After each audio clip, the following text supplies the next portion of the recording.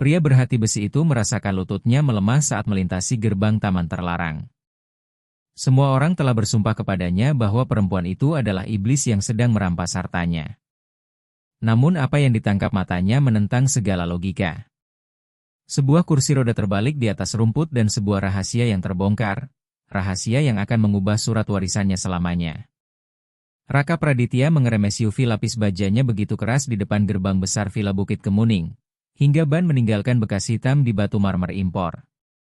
Ia tak peduli pada kerusakan itu, juga tak peduli pada suara keras yang membuat burung-burung di halaman beterbangan panik. Ia turun dari kendaraan dengan napas terputus-putus, melonggarkan dasi sutra yang terasa seperti jerat di lehernya. Ponselnya terus bergetar di saku jas bagian dalam. Notifikasi ban dan 3 pesan suara dari bibinya, Tante Ratna Praditya. Pesan terakhir yang didengarnya di tengah jalan tol Jagorawi masih terngiang seperti racun hukuman mati.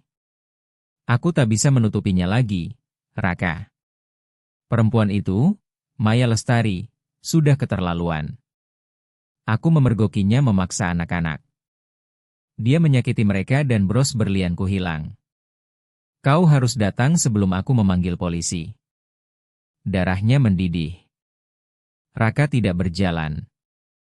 Ia melangkah seperti titan terluka menuju bagian belakang villa. Sepatu kulit mahalnya menghantam lantai dengan irama militer. Ia akan memecat perempuan itu. Tidak, memecat saja tidak cukup. Ia akan menghancurkannya. Ia akan memastikan Maya Lestari, perempuan pendiam yang ia pekerjakan karena putus asa, tak akan pernah mendapat pekerjaan lagi bahkan sebagai penyapu jalan. Bayangan kedua putranya, Arfan Praditya dan Rizky Praditya, menderita di tangan orang asing membuat pandangannya gelap. Ia melewati aula utama, mengabaikan kesunyian rumah yang menyeramkan. Kesunyian yang dibencinya karena selalu mengingatkan pada ketiadaan istrinya. Ia berlari ke teras yang menghadap taman belakang yang luas. Maya Lestari, teriak Raka bahkan sebelum pintu kaca geser terbuka penuh. Suaranya menggema dengan wibawa seorang penguasa kerajaan properti, suara yang biasa menundukkan siapapun. Namun pemandangan di balik kaca itu merampas udara dari paru-parunya seketika, seolah seseorang menghantam dadanya. Teriakan amarah tersangkut di tenggorokan dan berubah menjadi rintihan tanpa suara. Matahari sore jatuh miring di atas rumput rapi, menciptakan bayangan panjang keemasan. Dan di tengah pemandangan itu, kenyataan Raka hancur berkeping-keping. Tidak ada jeritan kesakitan, tidak ada kekerasan. Yang ada hanyalah kemustahilan medis yang sedang terjadi di depan matanya. Maya Lestari tidak membawa perhiasan curian dan tidak sedang kabur. Ia berlutut di atas rumput dengan seragam biru mudanya yang kotor oleh tanah, menjadi penyangga manusia. Di depannya, pada jarak yang terasa mustahil bagi semua diagnosa dokter, berdirilah dua anak itu, Arfan Praditya dan Rizky Praditya, putra kembarnya yang berusia 8 tahun, yang menurut ahli saraf terbaik luar negeri tidak akan pernah punya kekuatan tubuh bagian bawah sejak kecelakaan 2 tahun lalu. Kursi roda ortopedi mahal. Rangka logam hitam yang disesuaikan untuk anak-anak bertumbuh dan selalu dibenci Raka karena melambangkan kegagalannya sebagai ayah, tergeletak di samping seperti rongsokan tak berguna. Kedua anak itu berdiri. Raka berpegangan pada kusen pintu. Kepalanya mendadak berputar. Kacamata hitam yang selalu dipakainya untuk menyembunyikan lingkar mata akibat insomnia dan depresi melorot dari hidung lalu jatuh ke lantai, memecahkan satu lensanya. Suaranya kecil, tetapi baginya terdengar memekakan telinga. Kedua bocah berusia 8 tahun yang tubuhnya mulai memanjang itu bertumpu berat di bahu Maya Lestari. Ia berlutut di antara mereka, menahan berat tubuh kedua anak itu dengan ekspresi yang bukan rasa sakit, melainkan perjuangan bersama dan kebanggaan yang menyala. Ayo, para pejuangku. Suara Maya Lestari terdengar jelas dan tegas, dipenuhi kelembutan serta semangat yang sudah 2 tahun tidak pernah didengar Raka Praditya di rumah itu. Punggung tetap tegak. Lihat ke depan, jangan ke tanah. Kalian raksasa. Arfan Praditya, di sebelah kiri Maya Lestari, tampak gemetar hebat. Kakinya yang tertutup celana jeans, kini lebih panjang dari yang diingat ayahnya, bergetar karena usaha luar biasa menentang gravitasi dan vonis dokter. Namun ia tidak jatuh. Ia mencengkeram bahu pengasuhnya seperti orang tenggelam memegang papan penyelamat.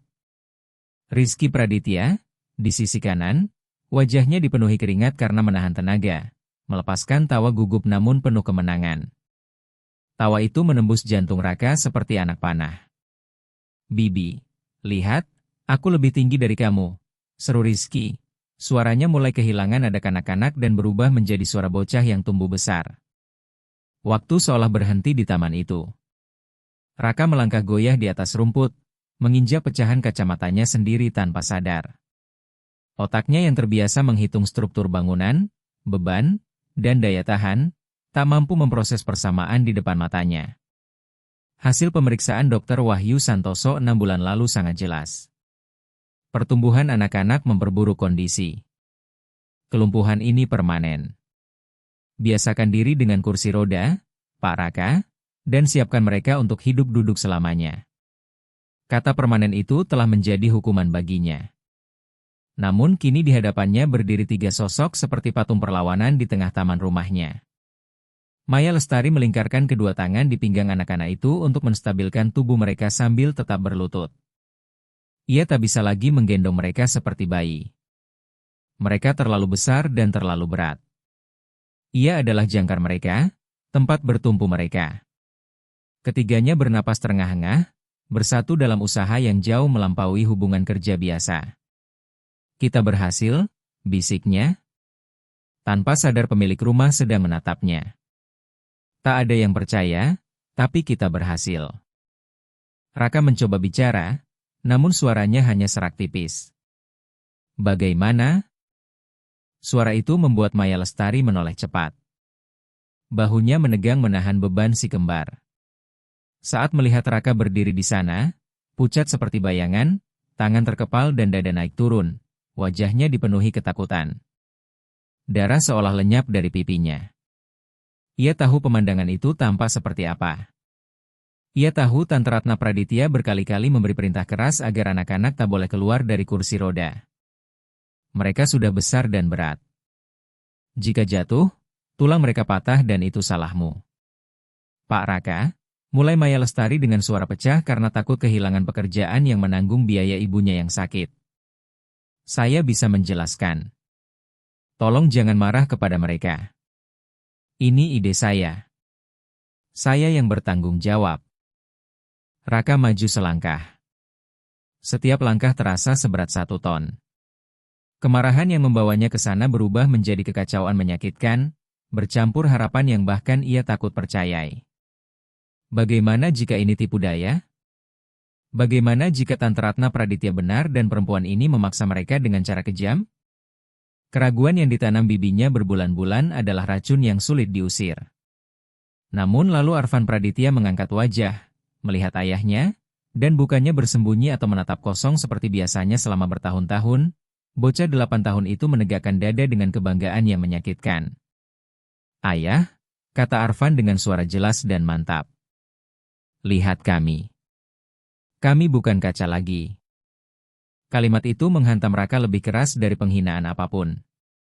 "Kami bukan kaca lagi." Itulah yang selalu diulang Tante Ratna Praditya kepada dokter dan kepadanya sendiri. Mereka rapuh seperti kaca, Raka. Sedikit gerakan saja akan makin parah. Raka Praditya jatuh berlutut di atas rumput, tak peduli jas mahalnya kotor. Ia mensejajarkan dirinya dengan tinggi mata kedua putranya yang kini berdiri. Dengan tangan gemetar, Raka Praditya meraih kaki Rizky Praditya. Ia menyentuh otot betis melalui kain celana. Otot itu tegang, hangat, hidup. Ada pertumbuhan otot di tempat yang dulu hanya berisi atrofi. "Kalian berjalan," bisik Raka, air mata mulai menggenang di matanya yang gelap, tak sanggup memahami kebesaran keajaiban yang sedang dilihatnya. "Bibi yang melatih kami," kata Rizky Praditya dengan keseriusan anak kecil yang telah bekerja keras, mengangguk ke arah Maya Lestari. "Seperti tentara, setiap hari." Raka mengangkat pandangannya kepada Maya Lestari. Perempuan itu masih menunggu teriakan, tuduhan, pemecatan mendadak yang dijanjikan Tante Ratna Praditya jika ia berani melanggar perintah. Namun Raka memandangnya seolah melihat mukjizat. "Kamu yang melakukan ini?" Tanyanya dengan suara pecah. Kami, Pak, jawab Maya Lestari lembut, tanpa berani menatap langsung, tetap berdiri menopang di antara kedua anak itu. Mereka berhati singa. Mereka hanya butuh seseorang yang berhenti memperlakukan mereka seperti pasien sekarat, lalu mulai menuntut mereka sebagai anak-anak yang kuat. Pada saat itu ponsel Raka kembali berbunyi. Itu interkom dari rumah utama. Ia tak menjawab. Ia tak mampu mengalihkan mata dari pemandangan itu. Namun ketenangan saat itu segera hancur. Sebuah suara logam tajam dan berirama terdengar dari jalan batu menuju pintu samping. Tak, tak, tak. Itu suara tongkat berkepala perak milik Tante Ratna Praditya. Raka, syukurlah kau datang tepat waktu. Suara bibinya membelah udara sore yang manis seperti pisau berkarat. Tante Ratna Praditya muncul di jalur taman ditemani seorang pria tinggi berkepala botak membawa tas kulit, pengacara Adi Nugraha, pengacara keluarga. Perempuan itu, rapi dengan setelan abu mutiara dan rambut disanggul ketat, berhenti dramatis saat melihat kelompok di atas rumput. Dari sudut pandangnya, ia melihat pembantu berlutut, dua anak bersandar padanya, dan kursi roda terbalik jauh di belakang. Pikiran liciknya langsung memutar keadaan demi keuntungannya. Lihat itu, teriaknya sambil mengangkat tongkat dan menunjuk Maya Lestari dengan jari penuh cincin. Sudah kubilang. Dia melempar mereka ke tanah dan memaksa tubuh mereka dalam posisi tidak wajar. Ini kekerasan, Raka. Kekerasan fisik terang-terangan di depan saksi. Dia akan merusak tulang belakang mereka selamanya. Tante Ratna Praditya melangkah maju dengan kecepatan mengejutkan untuk usianya. Matanya berkilat oleh kemenangan dan kelicikan. Pak Adi Nugraha, catat jam dan keadaan sekarang, perintahnya tanpa menoleh. Dan kau, perempuan liar, ludahnya ke arah Maya Lestari. Lepaskan keponakanku sekarang juga sebelum keamanan menyeretmu keluar dan aku laporkan kau ke polisi. Maya Lestari menegang, lalu dengan sangat hati-hati membantu kedua anak itu turun perlahan hingga duduk di rumput, menghindari jatuh mendadak karena agresi perempuan tua itu. Ibu, kami hanya sedang berolahraga, katanya mencoba membela diri sambil berdiri di depan anak-anak. Diam, potong Tante Ratna Praditya. Kau tak berhak bicara. Kau pencuri dan penyiksa. Raka, bangun dari tanah. Demi Tuhan, kau merusak citramu sendiri. Aku membawa dokumen. Kita harus menandatangani hak asuh sementara hari ini juga agar mereka bisa dikirim ke pusat perawatan jangka panjang di Singapura. Jelas kau tak mampu mengurus kekacauan ini, dan perempuan kriminal ini adalah bukti kelalaianmu. Raka tidak langsung bangkit. Ia tetap berlutut sesaat lebih lama, menyerap jurang perbedaan antara apa yang baru saja dilihat matanya, mukjizat dua putranya yang berdiri di usia 8 tahun, dan racun yang dimuntahkan bibinya. Tante Ratna Praditya ingin mengirim mereka jauh, ingin mengurung mereka. Dan Maya Lestari, justru sedang membebaskan mereka. Perlahan Raka Praditya berdiri. Bayangannya memanjang di atas rumput. Menutupi kedua putranya yang duduk dan perempuan yang masih berdiri tegak. Ia menoleh kepada bibinya. Wajahnya tak lagi menyimpan keterkejutan, kini sekeras batu granit. Singapura, kata Raka dengan suara rendah dan berbahaya tenangnya. Kau tak pernah menyebut pusat perawatan jangka panjang di Singapura. Kau hanya bilang seorang spesialis di ibu kota akan memeriksa mereka. Tante Ratna Praditya ragu sekejap, menyadari perubahan nada suaranya, namun kesombongannya membuatnya gagal melihat bahaya yang sebenarnya. Itu yang terbaik untuk mereka, keponakanku. Mereka sudah 8 tahun. Sebentar lagi masuk masa pubertas dan akan sulit dikendalikan. Mereka butuh tempat teratur, jauh dari pengaruh buruk dan rendahan. Ia melirik jijik ke arah Maya Lestari. Dan sebelum menandatangani dokumen itu, geledah tas perempuan ini. Aku yakin kau akan menemukan bros platinaku. Pagi tadi kulihat dia mondar-mandir di meja riasku dengan alasan membersihkan. Raka menatap tas kain lusuh milik Maya Lestari yang terletak di bangku taman beberapa meter dari sana. Lalu ia memandang perempuan itu. Mata Maya Lestari dipenuhi air mata. Ia menggeleng sangat pelan, Tetap menjaga martabat meski ketakutan. Saya tidak mengambil apapun, Pak. Demi kesehatan ibu saya bersumpah. Periksa, Raka, desak Tante Ratna Praditya, melangkah maju dan menyerbu ruang pribadi Maya Lestari dengan kasar. Atau panggil polisi sekarang juga untuk menggeledahnya di sini sebagai penjahat. Tekanan itu menyesakan. Pengacara Adi Nugraha melirik jam tangan dengan gelisah, namun tetap diam sebagai kaki tangan pengecut. Kedua anak itu yang duduk di rumput saling bertukar pandang dengan pemahaman jauh lebih besar daripada anak seusia mereka. Raka berjalan menuju tas itu, mengangkat tas sederhana tersebut. Ringan. Ia membukanya dan memasukkan tangan ke dalam. Jarinya menyentuh dompet tua, sebungkus tisu, lalu di dasar tas sesuatu yang dingin, keras, dan terbuat dari logam. Ia menarik tangannya keluar. Di antara jari-jarinya berkilau jelas di bawah matahari, bros platinum berbentuk anggrek milik Tante Ratna Praditya. Jeritan tertahan keluar dari tenggorokan Maya Lestari. Kedua tangannya menutup mulut. Tidak, serunya dengan suara tercekat. Itu bukan milik saya. Saya tidak pernah masuk ke kamar Anda. Tante Ratna Praditya tertawa pendek penuh kemenangan. Lihat. Sudah kubilang, katanya sambil mengulurkan tangan meminta perhiasan itu. Semua perempuan seperti itu. Wajah pura-pura suci, tangan pencuri. Pecat dia, Raka, lalu tanda tangani dokumen asrama itu. Itulah satu-satunya keputusan masuk akal untuk menyelamatkan sisa keluarga ini. Raka mengangkat bros itu tinggi-tinggi.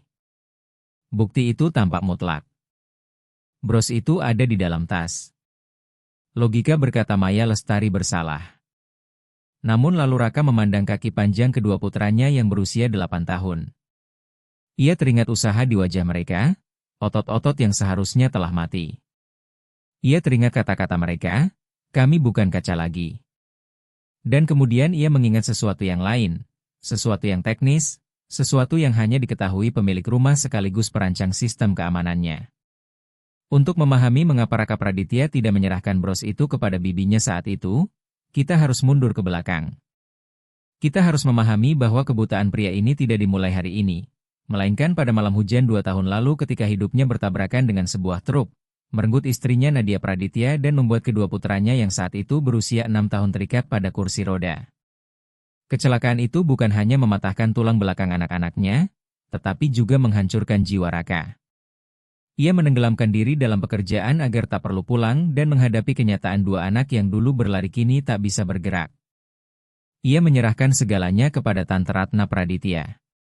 Bibinya, satu-satunya keluarga yang tersisa, menawarkan diri sebagai penyelamat. Biarkan aku yang mengurus semuanya, Nak. Kau bangun gedung-gedungmu. Aku yang menjaga anak-anak dan rumah ini. Aku yang akan mengurus semuanya, Nak. Kau bangun gedung-gedungmu. Aku yang menjaga anak-anak dan rumah ini. Raka Praditya mempercayainya sepenuhnya. Ia menandatangani cek kosong untuk perawatan yang bahkan tak pernah ia periksa.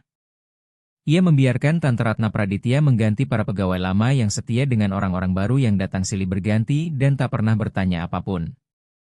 Ia membiarkan kedua putranya diasingkan atas nama kesehatan mental dan fisik, dikeluarkan dari sekolah lalu dikurung di dalam villa. Ia berubah menjadi hantu di rumahnya sendiri, mesin uang tanpa jiwa yang nyaris tak mengenal kedua anaknya yang kini berusia 8 tahun. Sampai Maya Lestari datang. Perempuan itu tiba 6 bulan lalu, pendiam, direkomendasikan agen tenaga kerja murah karena Tante Ratna Praditya ingin memangkas biaya pegawai yang dianggap tak penting. Menurut bibinya, anak-anak itu tak lagi membutuhkan perawat mahal, hanya seseorang untuk membersihkan tubuh mereka. Maya Lestari tidak memiliki gelar keperawatan luar negeri. Yang ia miliki hanyalah tangan kasar bekas kerja keras di desa dan akal sehat yang tak tunduk pada protokol medis yang menyerah sebelum berjuang. Raka nyaris tak mengenalnya. Hanya sapaan singkat di lorong. Hanya kalimat sederhana seperti, anak-anak sudah makan malam, Pak. Namun ia mulai melihat perubahan kecil. Rumah itu berbau berbeda, bau masakan rumahan dan udara segar, bukan bau pengurungan. Kadang malam hari ia mendengar suara aneh dari ruang bermain, bunyi hentakan berirama dan suara riang bersemangat. Tetapi saat ia masuk, kedua anaknya sudah berbaring di ranjang, pura-pura tidur dengan kepolosan yang terlalu dibuat-buat. Raka tidak tahu bahwa di bawah atap rumahnya sendiri sedang tumbuh pemberontakan diam-diam. Terdiri dari palang latihan yang dibuat dari pipa PVC di garasi, tali yang diikat ke balok langit-langit untuk latihan tarikan, dan keyakinan tak tergoyahkan dari Maya Lestari bahwa Arvan Praditya dan Rizky Praditya, di usia 8 tahun, cukup kuat untuk menentang vonis dokter. Namun Tante Ratna Praditya juga melihat perubahan itu. Dan ia membenci kehilangan kendali.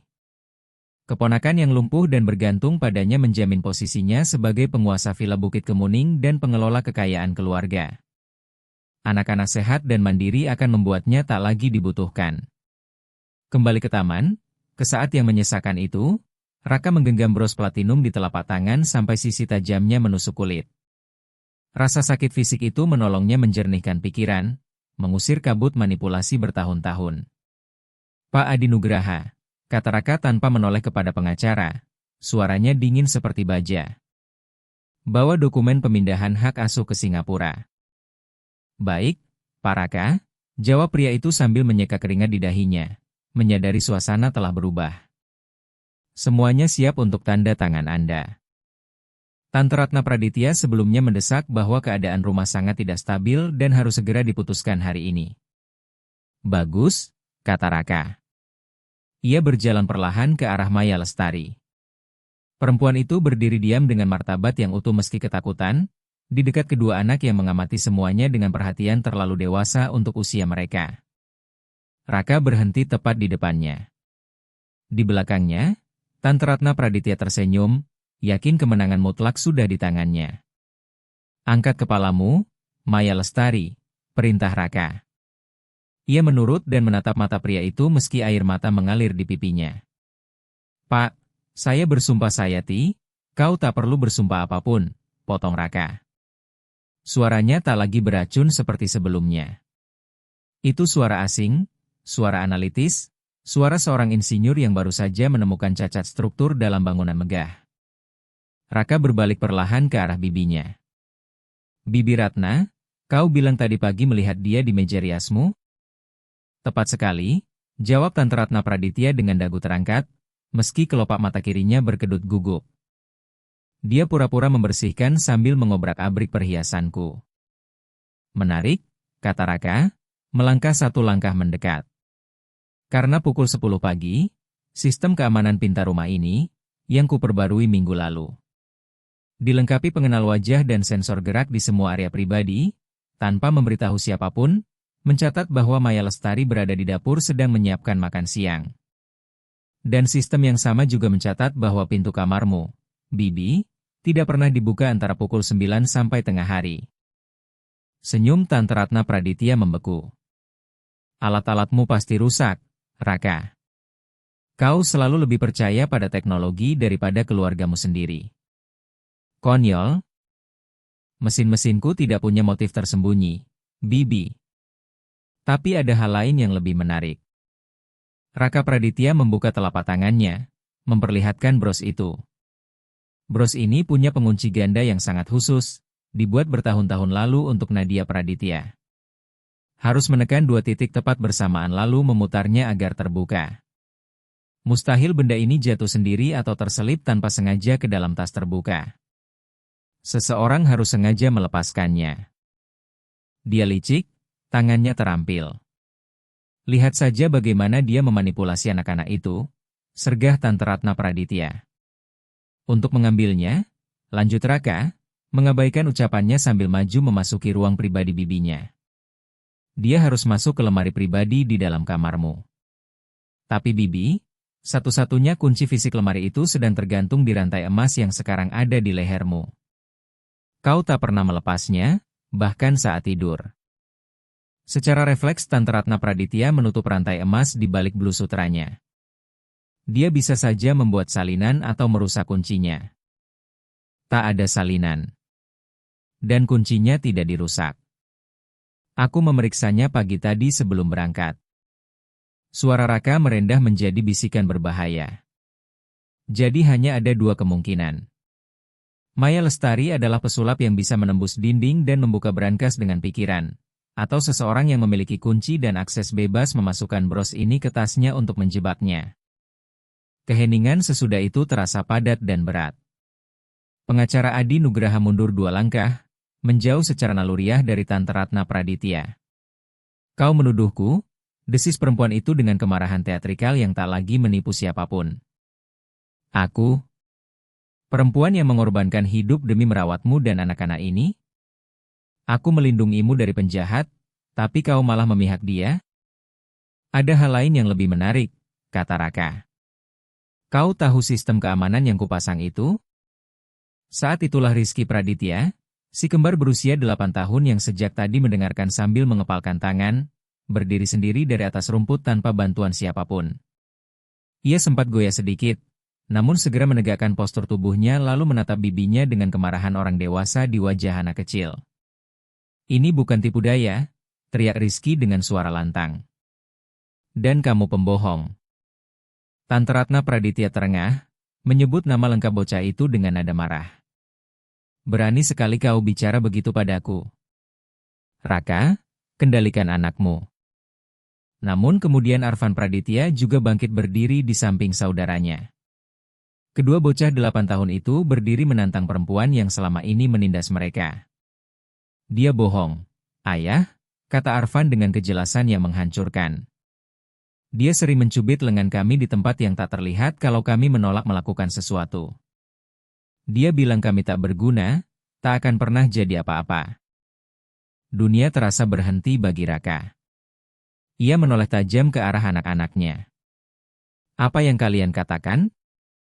Bibi selalu bicara jahat kepada kami, lanjut Rizky, tanpa melepaskan pandangan dari Tante Ratna Praditya. Dia bilang kalau kami mengadu padamu, ayah akan pergi ke surga seperti ibu. Lalu kami akan ditinggal di panti asuhan dan tak ada yang mau menerima kami karena kami cacat. Karena itu kami tak pernah berani bercerita. Pengakuan itu jatuh di taman seperti ledakan bom. Tante Ratna Praditya telah memakai kematian Nadia Praditya, luka terdalam dalam hidup mereka, untuk meneror dan membungkam kedua keponakannya sendiri. Raka Praditya membuka tangannya dan membiarkan bros platinum itu jatuh ke rumput. Perhiasan bernilai tak terhingga itu lenyap di antara rumput, dan tak seorang pun bergerak untuk mengambilnya. Benda itu bukan lagi perhiasan, melainkan sampah. Sang jutawan menatap bibinya dan, untuk pertama kalinya dalam bertahun-tahun, Tante Ratna Praditya melihat sesuatu di mata Raka Praditya yang membuatnya mundur selangkah. Kemarahan mematikan seorang ayah yang baru sadar bahwa monster sesungguhnya tidur di kamar sebelah. Keluar, bisik Raka. Raka, tolong, anak-anak itu bingung. Usia mereka penuh imajinasi. Mereka trauma, gumam Tante Ratna Praditya, mundur ke jalan batu sambil kehilangan seluruh kendali dirinya. Keluar, teriakan Raka begitu dahsyat dan liar hingga terasa mengguncang fondasi villa. Pergi dari rumahku sekarang juga. Jika aku melihatmu mendekati anak-anakku lagi, aku bersumpah demi makam Nadia Praditya, aku akan membuatmu mendekam di penjara sampai akhir hidupmu. Kau tak bisa mengusirku seperti ini. Aku punya hak. Tante Ratna Praditya menoleh ke arah pengacara Adi Nugraha mencari penyelamat, namun pria itu justru menatap langit seolah berharap mukjizat turun menyelamatkannya. Pak Adi Nugraha, kata Raka tanpa mengalihkan pandangan dari bibinya. Siapkan pencabutan seluruh kuasa hukum sekarang juga dan surat perlindungan. Jika perempuan ini mendekat kurang dari 500 meter dari anak-anakku, aku akan menuntutnya atas kekerasan terhadap anak, percobaan penipuan, dan pencemaran nama baik. Aku punya rekaman CCTV dan kesaksian anak-anakku sebagai bukti. Menyadari ia kalah hanya dalam satu gerakan, Tante Ratna Praditya mengumpulkan sisa racunnya yang terakhir. Ia merapikan blazer dengan tangan gemetar. Kau akan menyesal, Raka, desisnya. Kau akan hidup sendirian dengan anak-anak cacatmu dan pembantu murahan itu. Seluruh masyarakat akan menertawakanmu saat tahu kau menukar keluargamu sendiri dengan seorang pengasuh. Aku lebih rela ditertawakan daripada menjadi monster sepertimu, jawab Raka. Tante Ratna Praditya berbalik. Tongkatnya menghantam lantai dengan kemarahan tak berdaya saat ia pergi menyeret sisa harga dirinya melewati taman yang tak lagi ia kuasai, diikuti pengacara Adi Nugraha yang hampir berlari menjauhi bencana itu. Ketika keduanya lenyap dari pandangan, ketegangan di udara pecah seketika. Raka berdiri gemetar karena ledakan adrenalin dan ngeri atas kebenaran yang baru diketahuinya. Ia menoleh perlahan kepada 3 jiwa yang tersisa di atas rumput. Maya Lestari masih berdiri melindungi di belakang kedua anak itu, sementara Arfan Praditya dan Rizky Praditya menangis diam-diam, melepaskan ketakutan yang mereka simpan bertahun-tahun. Raka mendekat. Kali ini bukan sebagai majikan, bukan sebagai pria berhati besi. Ia datang sebagai lelaki hancur yang baru terbangun. Ia kembali berlutut di atas rumput. Untuk sesaat ia mengabaikan anak-anaknya dan menggenggam kedua tangan Maya Lestari. Tangan kasar yang berbau sabun murah dan tanah. Tangan yang diam-diam melakukan apa yang tak mampu dilakukan jutaan rupiahnya maupun keberaniannya selama 2 tahun. Maafkan saya. Kata itu keluar dari tenggorokan Raka seperti pecahan kaca, menggores harga dirinya dan meremukkan citra pengusaha tak tersentuh yang dibangunnya selama 2 tahun agar tak perlu merasakan apapun. Maafkan saya karena telah mati saat masih hidup sementara kalian berjuang sendirian. Raka menggenggam tangan Maya Lestari erat-erat. Itu bukan tangan pembantu rumah tangga, melainkan tangan seorang ibu pengganti yang memikul beban yang ditolak ayah kandung mereka karena pengecut. Maya Lestari, terguncang oleh kedekatan majikannya dan beratnya momen itu, berusaha menarik tangannya perlahan, namun Raka tak melepaskannya. Pak, tolong. Anda tak perlu meminta maaf, bisiknya sambil menunduk, tak nyaman melihat pria berhati besi itu runtuh. Lakukanlah untuk mereka. Saya hanya melakukan apa yang hati saya perintahkan. Saya tak sanggup melihat mereka layu di kursi roda itu. Tidak saat saya tahu ada api besar di dalam diri mereka. Arfan Praditya dan Rizky Praditya, kelelahan oleh ledakan emosi dan usaha berdiri, menjatuhkan diri ke rumput. Namun kali ini tak ada kekalahan di mata mereka. Ada rasa ingin tahu yang bersinar di mata mereka. Mereka memandang ayahnya seolah melihat orang asing yang baru datang dari planet jauh. Selama 2 tahun, ayah hanyalah bayangan yang pergi pagi dan pulang larut malam, aroma kolo mahal, lalu ciuman singkat di dahi sebelum tidur. Kini lelaki yang berlutut di lumpur dengan mata merah dan suara gemetar itu terasa nyata. Benarkah ayah mengusir Tante Ratna Praditya? Tanya Rizky Praditya, memecah keheningan suci taman itu. Raka Praditya melepaskan tangan Maya Lestari lalu berbalik kepada anak-anaknya. Ia duduk bersila di atas rumput, merusak total celana jasnya, namun merasa lebih nyaman daripada di kursi kulit mahal ruang kerjanya. Ya, jagoan, jawab Raka sambil menatap putranya lekat-lekat. Dia sudah pergi dan tidak akan kembali. Tidak ada lagi yang akan mencubit kalian atau mengatakan kalian tidak berguna. Aku bersumpah atas hidupku. Dan Bibi tetap tinggal, sela Arfan Praditya dengan kepraktisan khas anak 8 tahun. Kalau ayah mengusir dia, kami ikut pergi. Kami punya tabungan di celengan. Tawa mengejutkan, pahit namun membebaskan, keluar dari dada Raka.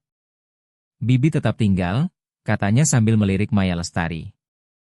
Kalau dia mau, dia tinggal selamanya. Bahkan sepertinya sekarang dia satu-satunya orang yang berkuasa di rumah ini. Aku cuma orang yang bayar tagihan. Maya Lestari tersipu hebat, menghapus air mata dengan punggung tangan. Mereka lapar, Pak, katanya, mengalihkan perhatian dan kembali pada perannya sebagai pengasuh. Latihan seperti itu menguras tenaga. Mereka butuh protein. Tante Ratna Praditya mengunci dapur penyimpanan dan hanya mengizinkan makanan sesuai menu yang disetujui. Sup labu dan ayam rebus tanpa garam. Mendengar makanan itu, perut Raka terasa mual. Sup labu dan ayam rebus hambar. Makanan rumah sakit untuk anak-anak yang sedang tumbuh. Bentuk pengendalian lain. Cara lain untuk membuat mereka lemah. Cukup dengan sup itu, kata Raka, berdiri lalu mengulurkan tangan kepada Maya Lestari untuk membantunya bangun. Sikap sopan yang membuat perempuan itu tertegun. Hari ini kita langgar semua aturan. Apa makanan yang selalu kalian inginkan tapi dilarang Bibi? Kedua anak kembar itu saling menatap, seolah memiliki hubungan batin yang sama. Pizza, teriak mereka serempak. Keju dobel dan sosis sapi. Kalau begitu pizza, putus raka. Dan es krim, sebanyak yang muat di freezer. Ayo masuk. Aku ingin melihat semua yang telah hilang dariku. Namun saat mereka masuk ke dalam villa, meninggalkan kursi roda terbalik di belakang seperti monumen bagi zaman tirani yang telah berakhir, raka tahu pizza tak akan menyembuhkan masa lalu. Untuk benar-benar memahami bagaimana mukjizat di taman itu bisa terjadi, ia harus mengetahui kisah lengkapnya.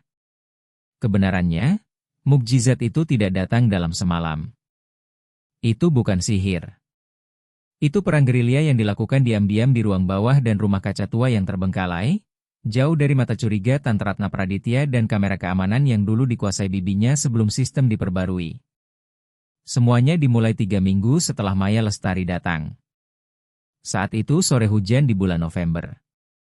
Maya Lestari sedang membersihkan debu di ruang bermain sambil memandangi Sedi Arfan Praditya dan Rizky Praditya yang duduk di kursi roda, menatap hujan memukul jendela dengan kepasrahan seperti dua orang tua renta. Usia mereka baru 7 tahun, tetapi jiwa mereka terasa seperti 80 tahun. Kakek saya dulu punya kuda yang patah kakinya, kata Maya Lestari tiba-tiba, memecah aturan diam yang selalu berlaku. Dokter hewan bilang kuda itu harus disembelih, tapi kakek saya menolak. Kakinya dibidai, lalu kuda itu diajak berjalan di sungai, karena air meringankan beban tubuh. Kedua anak itu tidak menjawab, namun Maya Lestari melihat Rizky Praditya berhenti menatap jendela dan mulai mendengarkannya. Akhirnya kuda itu bukan hanya bisa berjalan, lanjutnya sambil terus menggosok lantai dengan irama tenang, tetapi juga kembali mengangkut kayu sampai mati karena tua. Dan kalian bukan kuda, kalian anak-anak. Dan anak-anak terbuat dari karet. Bibi bilang kami rapuh seperti kaca, gumam Arfan Praditya tanpa menoleh. Kalau begitu Bibi perlu kacamata, jawab Maya Lestari, melakukan tindakan pemberontakan pertamanya. Saya sudah sering menggendong kalian ke kamar mandi. Tulang kalian kuat, kaki kalian panjang. Yang tertidur hanyalah otot, karena tak ada yang pernah mengajak mereka menari. Sore itu juga, memanfaatkan saat Tante Ratna Praditya sedang menghadiri arisan mingguan bersama teman-teman sosialitanya, Maya Lestari memulai percobaan. Tak ada kolam renang atau sungai, tetapi ia punya kedua lengannya.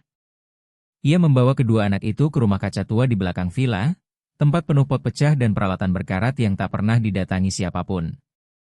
Kita main astronot, katanya.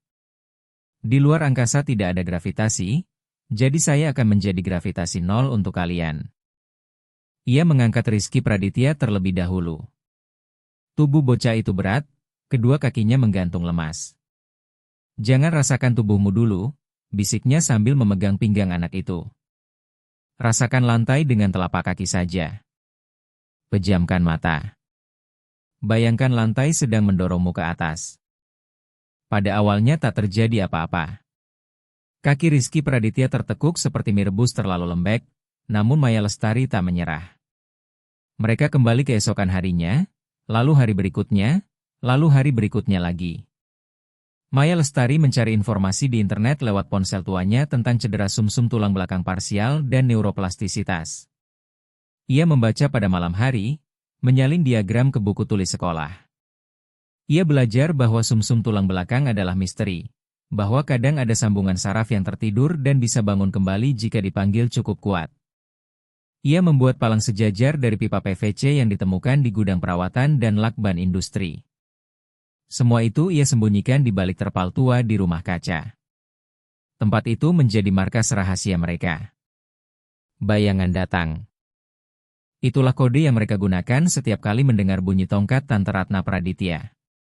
Jika bayangan mendekat, anak-anak segera menjatuhkan diri ke lantai atau duduk di atas kotak sambil pura-pura bermain tanah. Gerakan sadar pertama terjadi 2 bulan kemudian. Arfan Praditya berusaha berdiri di antara palang PVC, berkeringat dan frustrasi. Aku tidak bisa, Bibi. Aku tak berguna, teriaknya sambil memukul pipa dengan marah. Kamu bukan tak berguna. Kamu pejuang yang terluka, kata Maya Lestari, mengusap keringat di wajahnya. Coba gerakan ibu jari kakimu saja. Kirim pesan kepadanya. Bangun, pemalas. Arvan Praditya memejamkan mata, mengumpulkan seluruh tenaga masa kecilnya, seluruh amarah dan keinginannya pada ibu jari kaki kanan itu. Lalu jari itu bergerak. Hanya sentakan kecil, seperti kepakan sayap. Namun Maya Lestari melihatnya. Lihat. Bergerak, teriaknya. Hari itu mereka bertiga menangis sambil berpelukan di lantai kotor rumah kaca. Hari itu kata mustahil hilang dari kosakata mereka. Sejak saat itu, kemajuan terjadi sangat cepat. Nyeri otot keesokan harinya luar biasa, tetapi seperti kata Maya Lestari, itu adalah rasa sakit karena hidup kembali. Raka Praditya, yang kini duduk di dapur villa sambil makan sepotong pizza dengan tangan sementara kedua putranya tertawa dengan mulut penuh keju, tidak mengetahui seluruh detail perjuangan epik itu, tetapi ia melihat hasilnya. Ia melihat bagaimana Rizky Praditya turun dari kursi tinggi dapur dengan bertumpu hati-hati pada tepi meja tanpa bantuan siapapun. Ia melihat bagaimana Arvan Praditya menggerakkan kaki di bawah kursi mengikuti irama musik hayalan. Ayah? Tanya Rizky Praditya sambil menjilat jarinya. Ya, nak. Bibi akan kembali dengan polisi. Dia bilang akan membawa kami ke Singapura. Kami mencari Singapura di peta. Tempat itu jauh sekali dan dingin. Raka Praditya meletakkan pizza di piring. Nafsu makannya lenyap seketika. Kenyataan dunia luar mengancam memecahkan gelembung hangat malam itu. Tante Ratna Praditya bukan perempuan yang menerima kekalahan. Ia pendendam, punya banyak koneksi, dan yang paling berbahaya, ia sedang dipermalukan. Tidak, kata Raka tegas. Singapura mungkin bagus untuk liburan, tapi tak seorang pun akan membawa kalian tinggal di sana. Aku ayah kalian. Aku yang memutuskan, dan kalian tetap tinggal di sini. Tapi dia punya dokumen, kata Arvan Praditya, menunjukkan bahwa ia terlalu banyak mendengar percakapan orang dewasa. Pengacara itu membawa map tebal. Dokumen itu sudah tak berarti apa-apa. Besok pagi aku akan ke pengadilan. Namun Raka Praditya meremehkan sejauh mana kejahatan bibinya bisa melangkah. Saat mereka merayakan malam itu dengan keju meleleh dan minuman soda terlarang, 50 km dari sana, di suite presiden hotel mewah di Jakarta Selatan, Tante Ratna Praditya bukan sedang menangis, melainkan sedang bekerja. Ia mondar-mandir di dalam kamar, ponsel menempel di telinga dan segelas minuman keras di tangan lainnya. Riasannya berantakan, tetapi pikirannya bekerja dengan dingin seperti reptil. Ya, Dokter Bima Hartono, maaf menelepon selarut ini, katanya dengan suara pura-pura panik dan penuh kekhawatiran. Ini darurat keluarga yang mengerikan. Raka Praditya mengalami gangguan jiwa mendadak. Ia berhenti sejenak. Ya. Duka karena Nadia Praditya akhirnya menghancurkannya. Dia berhalusinasi. Mengurung diri di villa bersama pembantu baru yang sangat aneh. Saya curiga dia diberi obat atau dimanipulasi. Yang terburuk, dia menghentikan semua terapi anak-anak.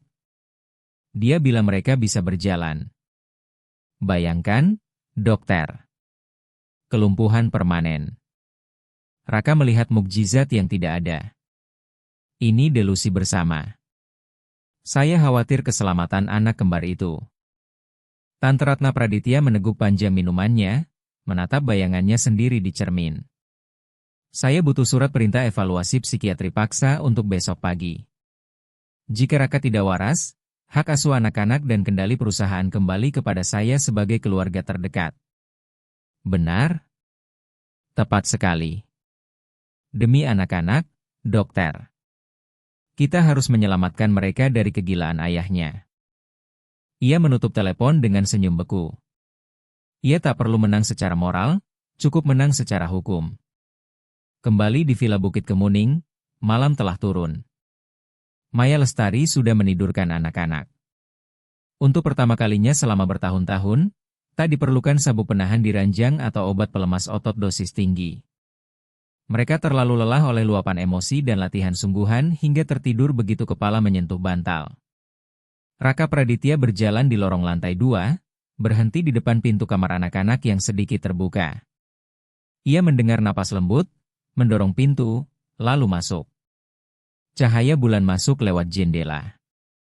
Ia melihat ranjang-ranjang itu, melihat siluet anak-anaknya di bawah selimut, lalu melihat Maya Lestari.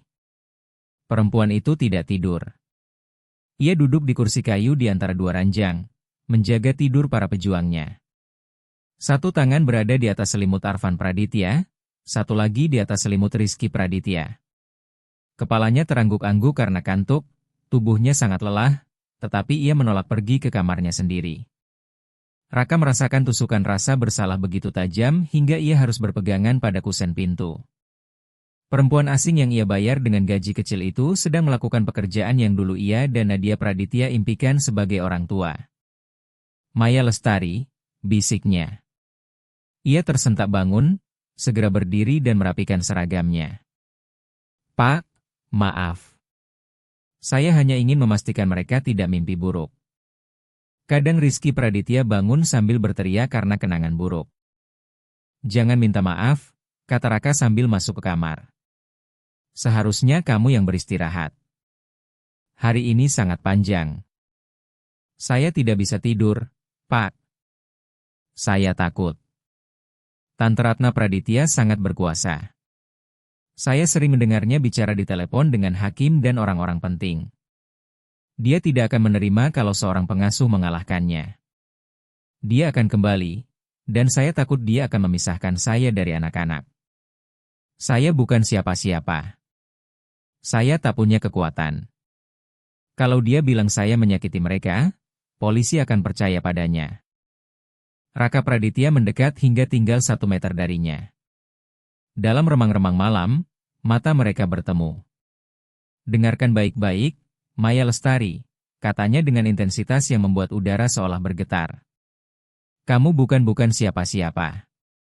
Kamulah orang yang mengajari anak-anakku berjalan. Kamu adalah mukjizat rumah ini. Dan selama aku masih bernapas, tak seorang pun akan berani menyentuhmu. Besok juga kita ke notaris. Aku akan memberimu kontrak yang kuat dan mengakui secara hukum peranmu dalam pemulihan mereka. Benarkah? Mata Maya Lestari berbinar. Benar. Tapi aku ingin melihat sesuatu. Aku ingin melihat tempat kalian melakukan semua ini. Aku ingin melihat rumah kaca itu. Maya Lestari mengangguk. Mereka keluar dari rumah dalam diam, melintasi taman di bawah cahaya bulan. Udara malam sejuk dan beraroma pinus serta tanah basah. Mereka tiba di rumah kaca tua, bangunan kaca dan besi berkarat yang tampak seperti kerangka raksasa di tengah malam. Maya Lestari membuka pintu yang berderit. Raka Praditya menyalakan senter ponselnya. Sorot cahaya menyapu ruangan itu. Ia melihat pot-pot pecah, debu tebal, lalu di bagian belakang melihat ruang latihan. Tempat itu tampak menyedihkan sekaligus agung. 2 baris pipa PVC putih disambung lakban abu-abu membentuk lorong sempit. Di lantai ada matras olahraga tua untuk meredam jatuh. Ada tali-tali tergantung di balok berkarat dengan simpul pada berbagai ketinggian, dan di dinding belakang ada kalender bengkel yang ditempel paku payung, penuh tanda merah dan catatan tulisan tangan tergesa-gesa. Raka mendekati kalender itu dan membaca catatannya. 12 November. Arfan Praditya menggerakkan kaki kanan. Ya, ini bisa dilakukan. 20 November. Rizky Praditya berdiri sendiri 3 detik. Menangis karena bahagia. 5 Desember. Arfan Praditya jatuh keras. Lutut lecet. Bilang tidak sakit. Anak pemberani. 24 Desember. Hadiah Natal.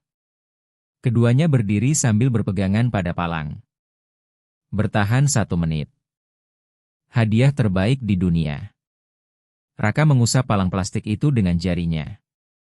Permukaannya lengket karena terlalu sering dipakai, penuh noda keringat dan tanah. Ia teringat alat-alat medis bernilai ratusan juta rupiah yang tersimpan di gudang.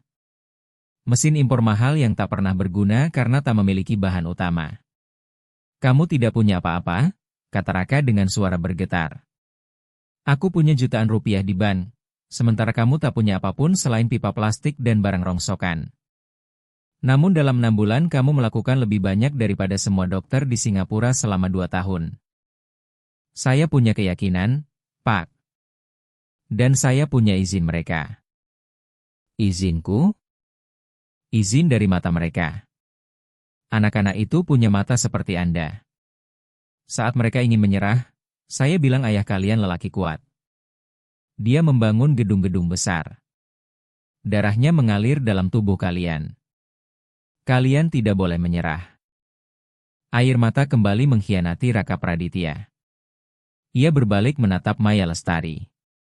Di remang rumah kaca itu, di antara bau lembab dan peluh perjuangan, perempuan itu tampak baginya sebagai wanita paling mulia dan paling indah yang pernah ia lihat. Kamu mengembalikan hidupku, Maya Lestari. Dan aku berjanji akan menghabiskan sisa hidupku untuk membayar hutang ini. Namun janji Raka akan diuji jauh lebih cepat daripada yang dibayangkannya. Keesokan paginya, ketika matahari baru menyentuh bukit-bukit di kejauhan, suara mesin kendaraan merobek kedamaian villa. Bukan 1 mobil, melainkan 3.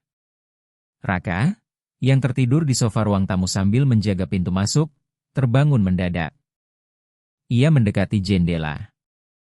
Sebuah mobil patroli polisi, ambulans swasta, dan mobil hitam resmi pengadilan berhenti di depan air mancur. Jantungnya berdegup keras. Tante Ratna Praditya rupanya tak membuang waktu. Raka keluar ke teras tanpa alas kaki dengan kemeja kusut dari kemarin. Kendaraan-kendaraan itu berhenti di depan halaman. Dari mobil polisi turun 2 petugas. Dari mobil hitam turun seorang pria berjas membawa map tebal, seorang petugas pengadilan. Dari ambulans turun 2 perawat bertubuh besar dan seorang dokter berjas putih. Tante Ratna Praditya tidak tampak. Ia terlalu cerdas untuk mengotori tangannya sendiri di garis depan. Raka Praditya? Tanya petugas pengadilan itu sambil mendekat dengan wajah serius. Saya. Apa arti semua ini? Kami membawa surat perintah darurat dari hakim keluarga ketiga, kata pria itu sambil menyerahkan dokumen bersegel. Kami menyampaikan penetapan sementara pencabutan hak asuh atas anak di bawah umur Arfan Praditya dan Rizky Praditya, berdasarkan laporan yang dianggap kredibel mengenai gangguan mental berat dan kelalaian medis. Itu bohong. Ini ulah bibiku, bentak Raka Praditya. Dan selain itu, potong Dokter Bima Hartono sambil melangkah maju. Kami juga membawa surat perintah evaluasi psikiatri paksa untuk Anda. Kami menerima informasi bahwa Anda mengalami episode psikosis dan menahan anak-anak dalam kondisi tidak layak, dibantu pihak ketiga yang menjalankan praktik medis tanpa izin. Tak seorang pun masuk rumah ini, raung Raka, menghadang pintu dengan tubuhnya. Pak Raka, ini memang properti pribadi, tetapi kami membawa perintah resmi, kata salah satu polisi sambil menyentuh gagang pistol di pinggangnya. Pada saat itu, pintu di belakang Raka terbuka. Maya Lestari keluar dengan wajah pucat, tetapi kepala tegak. Di belakangnya, mengintip dengan takut, berdiri Arfan Praditya dan Rizky Praditya. Mereka tidak duduk di kursi roda. Mereka berdiri, berpegangan pada kusen pintu, menatap orang-orang asing yang datang untuk menghancurkan dunia mereka. Sang dokter ternganga. Petugas pengadilan menurunkan map dari tangannya. Mereka anak-anak itu? Tanya Dokter Bima Hartono tak percaya. Ya, jawab Raka, memanfaatkan kekacauan itu. Dan seperti yang Anda lihat, mereka tidak terbaring sakit. Mereka berdiri. Jika kegilaanku adalah melihat anak-anakku berjalan, maka kalian harus melewati mayatku bila ingin membawa mereka. Dokter Bima Hartono, pria ilmu pengetahuan berambut kelabu dan bereputasi tinggi di ibu kota, membetulkan kacamatanya dengan tangan gemetar. Ia datang siap menenangkan pria gila dan menyelamatkan 2 bocah lumpuh yang ditelantarkan. Namun yang ada di depannya menentang 30 tahun pengalaman medis. Ini tidak ada dalam laporan, gumamnya sambil menatap kaki Arfan Praditya dan Rizky Praditya. Kedua bocah 8 tahun itu sadar bahwa merekalah satu-satunya benteng antara ayah mereka dan kekacauan hukum yang datang. Mereka tetap berdiri teguh. Kami tidak sakit, kata Rizky Praditya dengan suara jelas. Dan ayah saya tidak gila. Sang dokter maju ke arah mereka, bukan dengan agresi, melainkan dengan rasa takjub. Saya harus memeriksa mereka, kata Dokter Bima Hartono. Jika yang saya lihat ini nyata, maka diagnosis lama salah atau telah terjadi sesuatu yang secara medis luar biasa. Jika Anda tidak menyembunyikan apa-apa, izinkan saya memeriksa mereka di sini juga. Raka menoleh kepada Maya Lestari. Perempuan itu mengangguk tipis. Ia percaya pada kerja kerasnya sendiri. Ia percaya pada otot yang dibangunnya serat demi serat. Silakan masuk. Tapi hanya dokter dan petugas pengadilan. Polisi tetap di luar. Ini bukan tempat kejadian perkara. Ini rumah. Mereka masuk ke ruang utama. Dokter Bima Hartono berlutut di depan Arfan Praditya, mengambil palu refleks dari tas medisnya lalu mengetuk lembut tendon lutut kanan bocah itu. Kaki Arfan Praditya menendang spontan dengan kuat. Dokter itu menghembuskan napas yang sedari tadi tertahan. Refleks dalam terjaga dan hiperaktif, gumamnya sendiri. Jalur saraf masih terhubung. Sumsum tulang belakang tidak terputus. Lalu ia meminta Rizky Praditya mendorong tangannya dengan kaki. Bocah itu melakukannya begitu kuat hingga hampir membuat dokter kehilangan keseimbangan. Kekuatan otot tingkat 4, ucap Dokter Bima Hartono dengan kagum. Ada atrofi ringan akibat lama tidak digunakan, tetapi pemulihan massa otot baru-baru ini sangat besar. Sang dokter berdiri lalu menatap petugas pengadilan dan Raka. Wajahnya tak lagi memancarkan permusuhan seperti saat datang, melainkan kerendahan hati seseorang yang baru saja menyaksikan mukjizat. Pak petugas, saya tidak bisa menjalankan perintah rawat paksa ini. Anak-anak ini tidak berada dalam bahaya, juga tidak ditelantarkan. Justru mereka menunjukkan tanda-tanda terapi fisik intensif yang berhasil. Dan ayah mereka tidak berhalusinasi. Anak-anak itu berjalan. Tapi Tante Ratna Praditya bilang ini ilmu hitam. Katanya pembantu itu memberi mereka obat agar bisa berdiri, kata petugas itu gugup. Tidak ada obat di dunia ini yang bisa membuat seseorang berjalan jika sumsum tulang belakang benar-benar putus, potong Dokter Bima Hartono tegas. Ini hasil kerja keras, ini neuroplastisitas, ini ilmu kedokteran, meski saya belum tahu siapa yang menerapkannya. Semua mata langsung beralih kepada Maya Lestari, yang berdiri tenang di sudut ruangan dengan kedua tangan terlipat di atas celemek, berusaha tak menarik perhatian. Dia, kata Raka Praditya. Maya Lestari melakukan hal yang kalian, para ahli, bilang mustahil. Dokter Bima Hartono memandang perempuan sederhana itu dengan hormat yang baru lahir. Apakah ibu seorang fisioterapis? Bukan, Pak, jawab Maya Lestari lirih. Di kampung saya, kami sering menyembuhkan hewan yang terluka. Saya hanya memakai akal sehat dan banyak kesabaran. Petugas pengadilan, melihat kasusnya runtuh di depan mata, mencoba kartu birokrasi terakhir. Meski begitu, Pak Raka, masih ada laporan pencurian yang sedang berjalan. Tante Ratna Praditya menyatakan perempuan ini pencuri. Polisi mendapat instruksi menahannya jika ada bukti awal.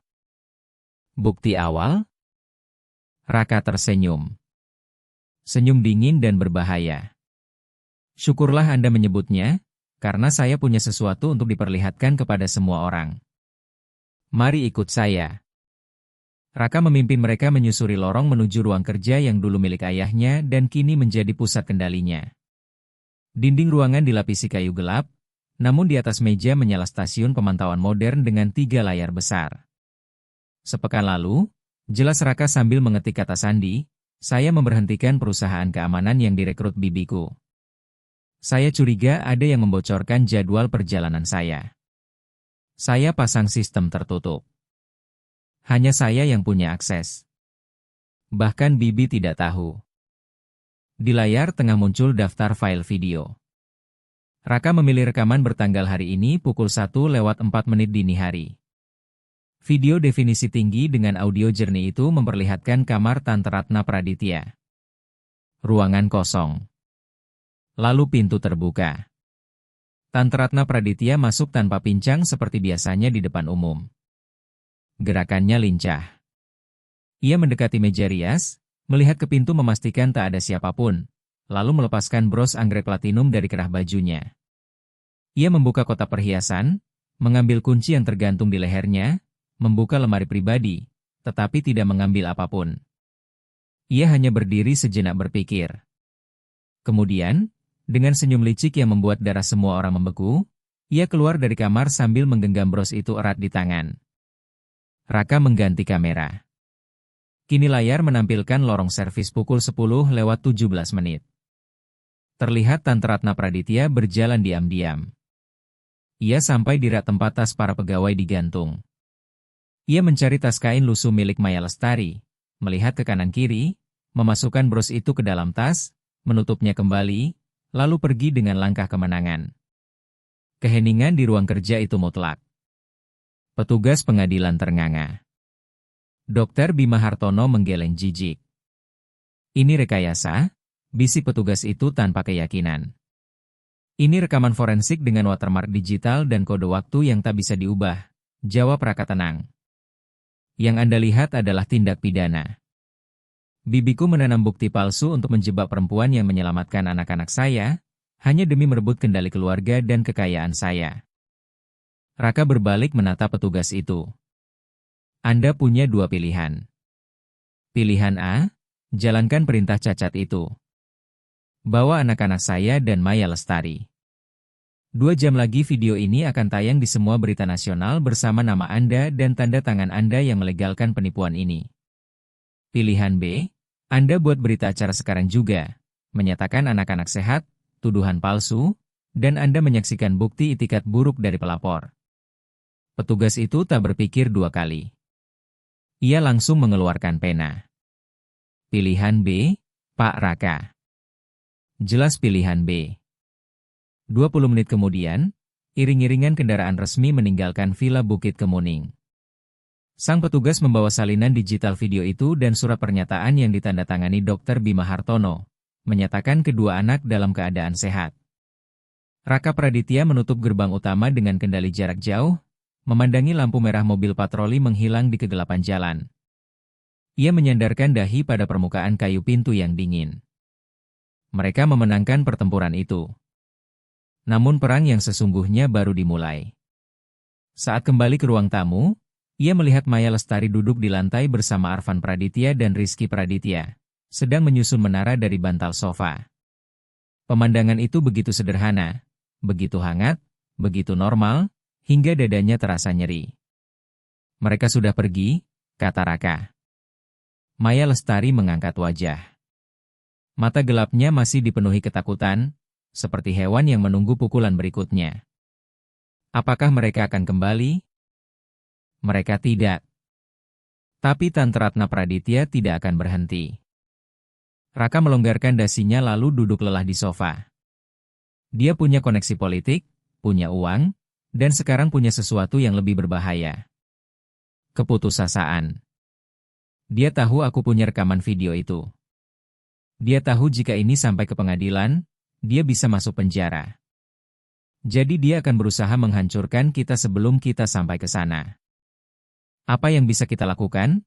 Tanya Rizky Praditya, merobohkan menara bantal dengan satu pukulan tangan. Menyerang lebih dulu, jawab Raka. Besok pagi para pengacaraku akan mengajukan laporan pidana terhadapnya. Kita akan membekukan rekeningnya. Kita akan membongkar semuanya. Namun Raka membuat kesalahan perhitungan. Ia berpikir seperti pebisnis, bukti, proses hukum, uang. Tante Ratna Praditya berpikir seperti predator sosial. Langkah berikutnya bukan langkah hukum, melainkan langkah media. Ponsel Raka mulai dipenuhi notifikasi berita darurat.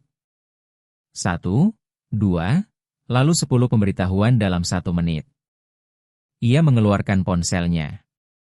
Wajahnya mengeras saat membaca judul-judul berita. Skandal keluarga Praditya. Konglomerat menahan anak-anak di bawah pengaruh sekte tertutup. Sosialita terhormat Ratna Praditya menangis dan menuduh keponakannya kehilangan akal sehat serta menyerahkan pendidikan anak-anak penyandang disabilitas kepada dukun ilegal. Raka menyalakan televisi raksasa di ruang tamu. Di sana tampak Tante Ratna Praditya siaran langsung di studio televisi nasional. Mengenakan pakaian hitam berkabung, menyeka air mata palsu dengan sapu tangan rendah. "Ini mengerikan, Laras Prameswari," katanya kepada sang pembawa acara. "Saya datang menyelamatkan anak-anak itu, tetapi dia mengusir saya dengan kekerasan. Perempuan itu, si Maya Lestari, tidak punya dokumen jelas dan telah mencuci otak dia. Dia membuatnya percaya anak-anak itu bisa berjalan lewat ritual aneh. Keponakan kecil saya butuh obat-obatan, butuh dokter terbaik di Singapura, dan semua itu dihentikan. Saya takut nyawa mereka terancam. Malam ini saya memohon kepada pihak berwenang. Jangan biarkan perempuan itu menghancurkan keluarga saya." Sang pembawa acara menatap kamera dengan wajah penuh kemarahan yang dibuat-buat. "Anda mendengar sendiri. Sebuah tragedi sedang berlangsung. Tim liputan kami sedang menuju lokasi sekarang juga." Raka mematikan televisi dengan geram lalu melempar remote ke sofa. "Perempuan terkutuk," geramnya. Dia memakai media untuk menekan kejaksaan dan hakim agar bergerak cepat. Jika opini publik percaya kita sekte sesat, hakim akan dipaksa bertindak. Rekaman video pun bisa terlambat. "Pak," kata Maya Lestari dengan suara bergetar namun teguh. "Mereka bilang saya penyihir. Mereka bilang saya ilegal. Mungkin lebih baik saya pergi saja. Kalau saya menghilang, mereka akan bilang Bapak sadar kembali. Mereka akan membiarkan kalian hidup tenang." Maya Lestari mulai melepaskan celemeknya. Raka menatap perempuan yang telah mengamplas pipa PVC sampai tangannya berdarah, perempuan yang tidur di kursi kayu demi menjaga mimpi anak-anaknya. Dan untuk pertama kalinya, ia merasakan kejelasan mutlak. Ia melangkah cepat dan menggenggam kedua tangan Maya Lestari, menghentikannya melepas celemek. "Tidak. Pak, itu yang terbaik?" "Tidak," ulang Raka dengan tegas. "Dengarkan saya baik-baik, Maya Lestari. Kamu tidak akan pergi kemanapun. Kamu bukan masalahnya. Kamu adalah jawabannya. Mereka ingin cerita sensasional. Mereka ingin pertunjukan. Baik. Kita akan beri mereka pertunjukan. Tapi bukan pertunjukan yang mereka harapkan." Raka berbalik kepada anak-anaknya. "Arfan Praditya, Rizky Praditya, kalian lelah?" "Sedikit," jawab Arfan Praditya. "Aku butuh kalian kuat sedikit lagi.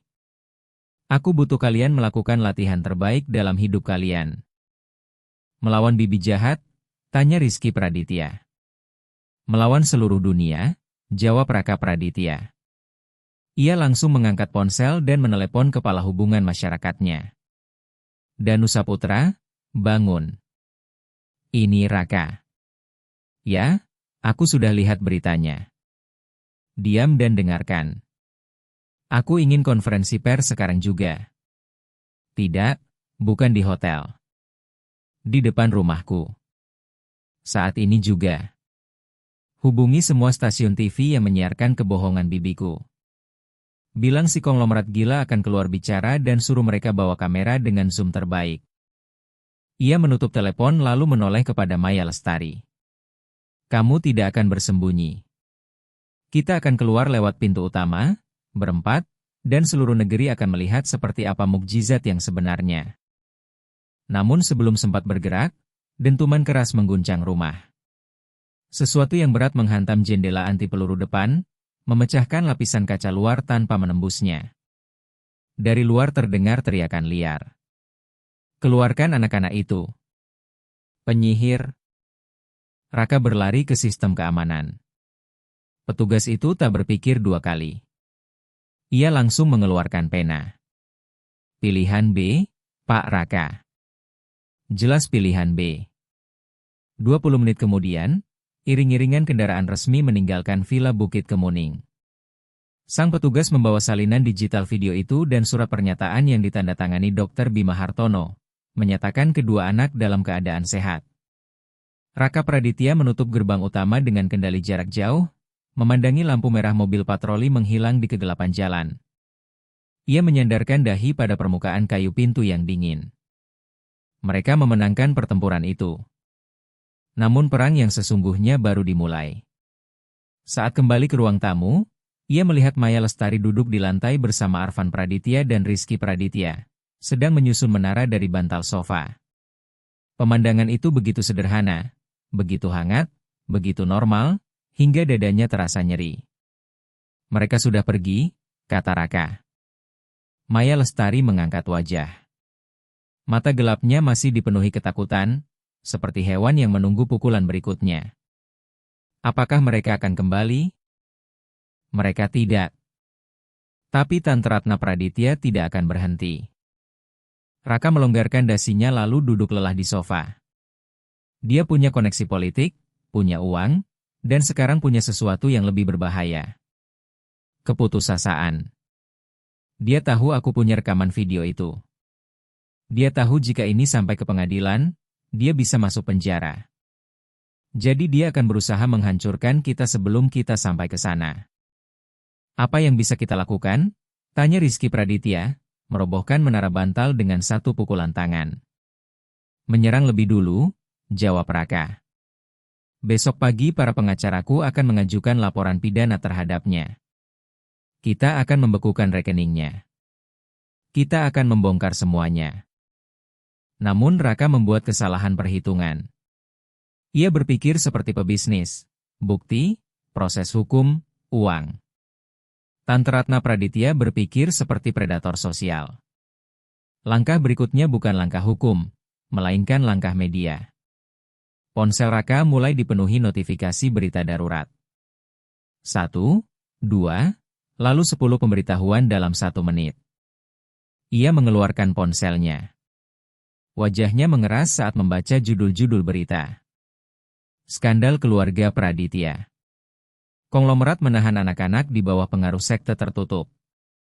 Sosialita terhormat Ratna Praditya menangis dan menuduh keponakannya kehilangan akal sehat serta menyerahkan pendidikan anak-anak penyandang disabilitas kepada dukun ilegal. Raka menyalakan televisi raksasa di ruang tamu.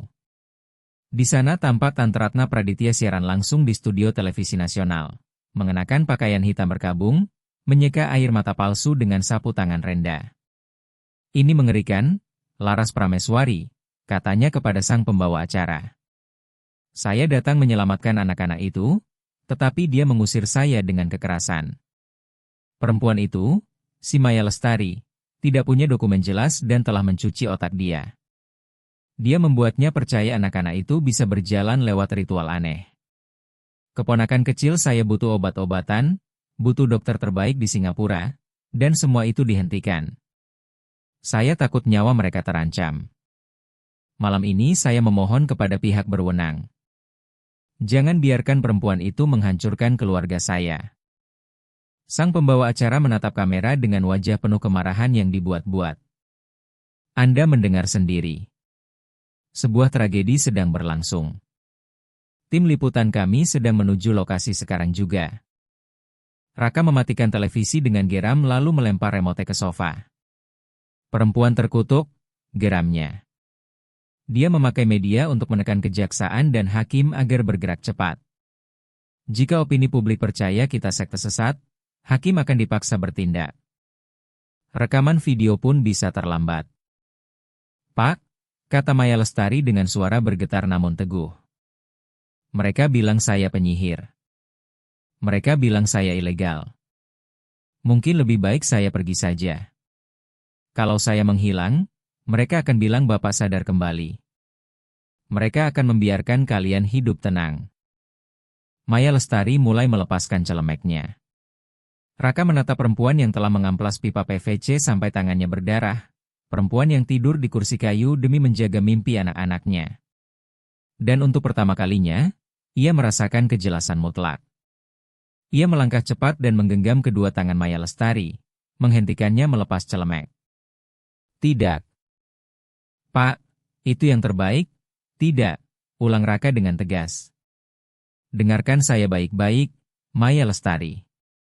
Kamu tidak akan pergi kemanapun. Kamu bukan masalahnya. Kamu adalah jawabannya. Mereka ingin cerita sensasional. Mereka ingin pertunjukan. Baik. Kita akan beri mereka pertunjukan. Tapi bukan pertunjukan yang mereka harapkan. Raka berbalik kepada anak-anaknya. Arfan Praditya, Rizky Praditya, kalian lelah? Sedikit, jawab Arfan Praditya. Aku butuh kalian kuat sedikit lagi. Aku butuh kalian melakukan latihan terbaik dalam hidup kalian. Melawan bibi jahat? Tanya Rizky Praditya. Melawan seluruh dunia? Jawab Raka Praditya. Ia langsung mengangkat ponsel dan menelepon kepala hubungan masyarakatnya. Danu Saputra, bangun. Ini Raka. Ya, aku sudah lihat beritanya. Diam dan dengarkan. Aku ingin konferensi pers sekarang juga. Tidak, bukan di hotel. Di depan rumahku. Saat ini juga. Hubungi semua stasiun TV yang menyiarkan kebohongan bibiku. Bilang si konglomerat gila akan keluar bicara dan suruh mereka bawa kamera dengan zoom terbaik. Ia menutup telepon lalu menoleh kepada Maya Lestari. Kamu tidak akan bersembunyi. Kita akan keluar lewat pintu utama, berempat, dan seluruh negeri akan melihat seperti apa mukjizat yang sebenarnya. Namun sebelum sempat bergerak, dentuman keras mengguncang rumah.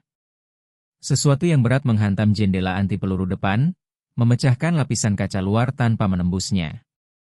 Dari luar terdengar teriakan liar. Keluarkan anak-anak itu. Penyihir.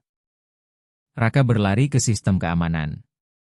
Kamera luar menampilkan sekelompok orang di pagar, memukul jeruji dan melempar benda. Kebohongan Tante Ratna Praditya telah menyebar seperti api di musim kemarau. Kita tak bisa keluar, kata Raka, menilai bahaya. Itu masa liar. Jika kita keluar, anak-anak bisa terluka dalam kekacauan.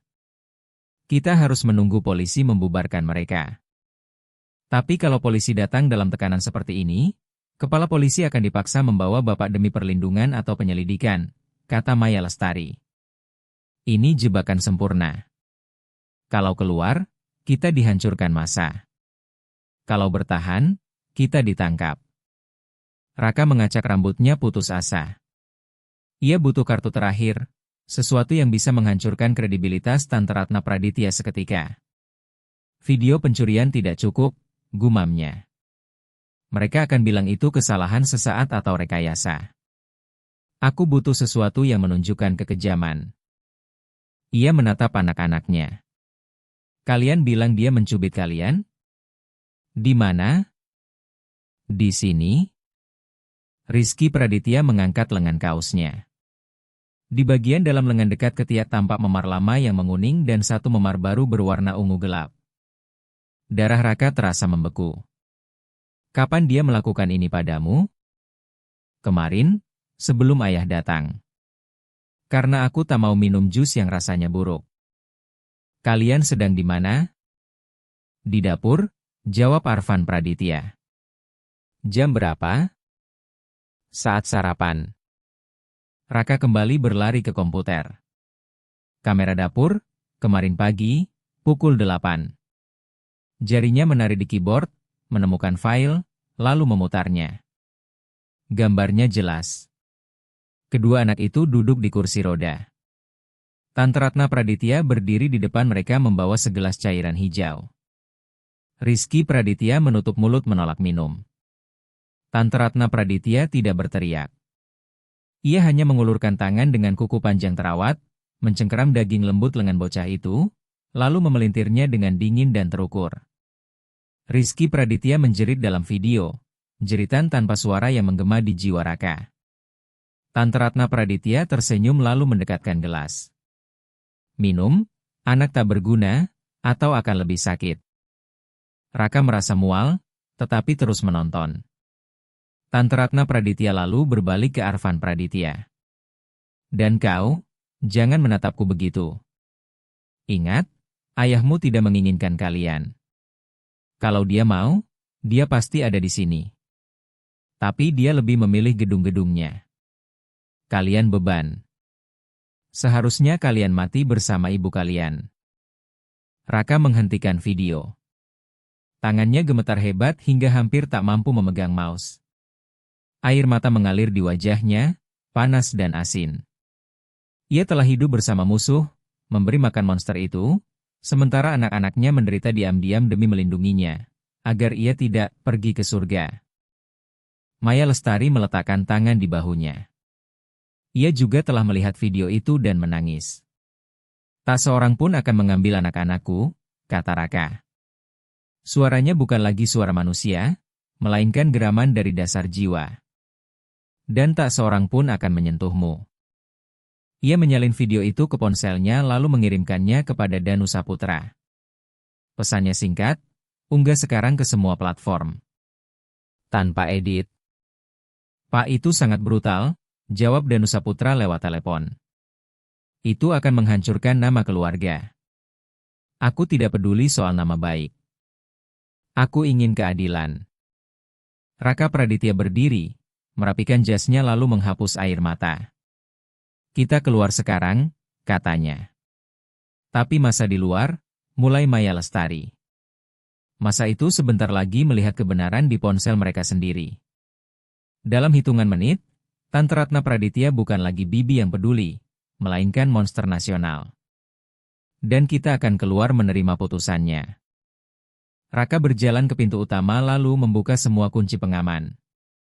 Suara massa di luar memekakan telinga, tetapi tiba-tiba sesuatu berubah. Ponsel orang-orang di pagar mulai bergetar bersamaan. Notifikasi, peringatan, kiriman video. Rekaman itu menyebar sangat cepat. Teriakan kebencian perlahan berubah menjadi bisik ngeri. Raka membuka pintu lebar-lebar. Sorot lampu kamera televisi menyilaukannya sesaat. Ia melangkah ke teras, tidak sendirian. Di sisi kanannya berdiri Maya Lestari dengan seragam sederhana namun bermartabat, dan di depannya, berjalan dengan kaki mereka sendiri sambil bergandengan tangan, Arfan Praditya dan Rizky Praditya. Kerumunan di pagar mendadak bisu. Para kameramen menurunkan lensa mereka dengan wajah tak percaya. Tidak ada kursi roda. Raka maju ke tepi tangga, mengambil mikrofon yang dijulurkan seorang reporter berani dari balik pagar. Selamat malam, kata Raka, dan suaranya bergema di televisi seluruh negeri. Bibiku berkata anak-anakku lumpuh dan aku gila. Ia menoleh kepada Rizky Praditya. Nak, mau mengatakan sesuatu kepada Tante Ratna Praditya? Rizky Praditya menerima mikrofon itu, menatap kamera dengan keberanian besar dalam tubuh kecil berusia 8 tahun. Bibi Ratna, katanya, cubitannya sekarang sudah tidak sakit lagi dan ayah saya memang sayang kepada saya. Keheningan setelah kalimat itu lebih keras daripada teriakan manapun. Ratusan orang yang berdesakan di pagar besi menurunkan ponsel dan spanduk mereka. Rasa malu kolektif turun seperti kabut berat. Mereka datang untuk memburu monster, namun menemukan seorang anak kecil yang membela kebenaran. Sirene polisi yang mendekat memotong suasana itu. 3 mobil patroli berhenti mendadak di belakang kendaraan media. Lampu merah dan biru memantul di dinding villa, membuat semuanya terasa tidak nyata.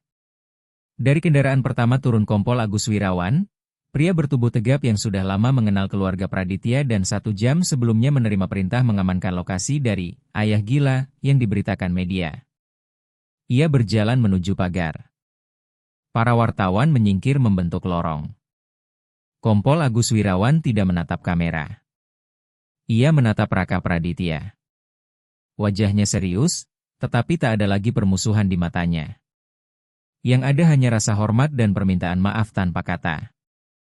Pak Raka, katanya, suaranya terdengar jelas di malam yang sunyi. Bisakah Anda membuka gerbang? Tergantung, Komandan, jawab Raka tegas. Anda datang untuk membawa anak-anak saya atau menegakkan keadilan? Kompol Agus Wirawan melepas topinya, gestur hormat yang jarang dilakukan. Kami datang menjalankan surat penangkapan, Pak. Tapi bukan untuk Anda. Dan bukan untuk Maya Lestari. Raka mengangguk lalu menekan tombol kendali. Gerbang besi berat itu terbuka dengan bunyi berderit panjang. Kompol Agus Wirawan masuk seorang diri tanpa menyentuh senjata, lalu menaiki tangga hingga berdiri di depan keluarga itu. Kejaksaan melihat video yang diunggah tim Anda 20 menit lalu, jelasnya dengan suara rendah agar anak-anak tak mendengar rincian kejamnya. Kekerasan terhadap anak yang terekam itu tak terbantahkan dan merupakan tindak pidana berat. Semua perlindungan hukum yang sebelumnya diminta Tante Ratna Praditya telah dibatalkan. Di mana dia sekarang? Tim Wilayah 2 mencegatnya di parkiran stasiun televisi saat ia hendak masuk ke mobil, jawab Kompol Agus Wirawan dengan kepuasan profesional. Tampaknya dia hendak menuju bandara, lanjut Kompol Agus Wirawan.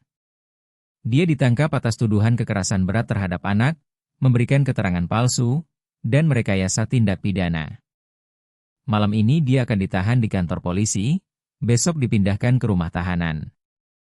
Maya Lestari menghembuskan napas gemetar, seolah beban batu besar baru saja diangkat dari dadanya. Lututnya goyah sesaat, namun Arfan Praditya, pejuang kecil berusia 8 tahun itu, segera memeluk pinggangnya untuk menopang. Sudah selesai, Bibi, bisik bocah itu. Kita menang. Raka Praditya melangkah ke depan, mendekati mikrofon yang masih berada di dekat pagar. Dengarkan baik-baik, karena saya tidak akan mengulanginya, katanya, dan suaranya bergema dengan wibawa yang membuat semua orang terdiam. Perempuan ini, Maya Lestari, yang kalian sebut penyihir dan penjahat, adalah satu-satunya alasan anak-anak saya bisa berdiri hari ini. Saat keluarga saya sendiri mengkhianati saya, dialah yang mengembalikan hidup mereka. Jika saya mendengar satu kata pun menghina dia atau keluarga saya akan memakai setiap rupiah dari kekayaan saya untuk menyeret pelakunya ke pengadilan sampai bangkrut. Ia berhenti sejenak, menatap langsung kamera utama, tahu bahwa Tante Ratna Praditya, dimanapun ia sedang diproses hukum, suatu hari akan melihat rekaman ini. Keluarga Praditya tertutup bagi para pengkhianat dan terbuka bagi cinta. Selamat malam. Raka berbalik. Maya Lestari dan kedua anak masuk lebih dulu. Ia masuk terakhir lalu menutup pintu kayu ek besar dengan dentuman keras yang menandai berakhirnya mimpi buruk.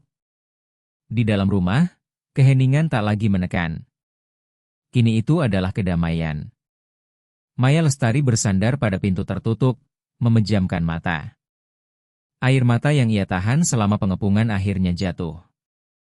Raka mendekat lalu memeluknya. Bukan pelukan majikan kepada pegawai, bukan pula sekadar pria kepada wanita. Itu pelukan dua penyintas yang baru keluar dari kapal karam.